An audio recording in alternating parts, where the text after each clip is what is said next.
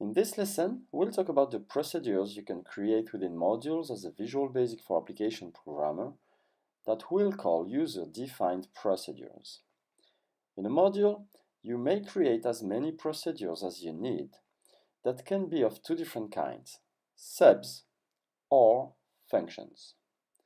Sub-procedures will be useful to automate the repetitive operations, whereas functions will be useful to automate a calculation as they're able to return values. That's the only difference between functions and subs. Subs can't return any value. To create a procedure in a module, make sure to be outside any existing procedure. The easiest way for that purpose is going to the very end of the module. Type then the relevant keyword for the kind of procedure you want to create. Sub for a subroutine procedure, and obviously function if you want to create a function. Then type the name of your new procedure and validate with enter. Within the parentheses, you may give parameters to the procedure, as we'll learn in the next lesson. After the closing parenthesis, if you're writing a function and only if you're writing a function, you should consider give it a type, thanks to as keyword, followed by the type of the values your function will return. A function could return primitive values, as well as enumerated values or even objects. The end statement for the newly created procedure will automatically be written by Visual Basic Editor, so you'll only have to type the procedure's body.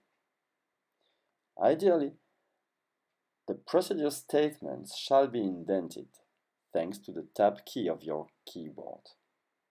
Here, you may have all the statements your procedure needs to meet its expectations. These statements may be variable declarations, for instance, or assignments, calculations, condition, or even repetitive statements. It all depends on the things you want your procedure to do for you. The only thing you have to make sure of if you're writing a function is to have at least one statement that will give the function a value. For that purpose, just assign a value to the function itself using its name as if it was a variable. Obviously, this value must be a valid value according to the type you used when you declared the function. The type you gave when you declared the function in its opening statement. To call any procedure you created, you only have to use its name inside any other procedure, as procedures have a global scope by default. What global scope means is that you can call a procedure from anywhere in your project. You can also call sub-procedures directly from Excel thanks to the developer macros command.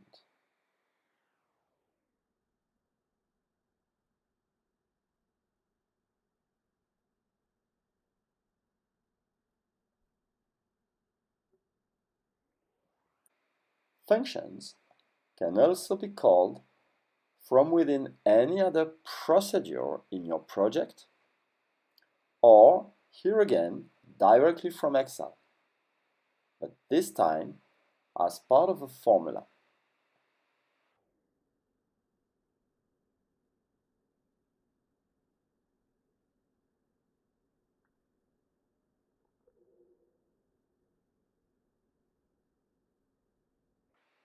That's it for user-defined procedures. In the next lesson, we'll learn how to add parameters to user-defined procedures.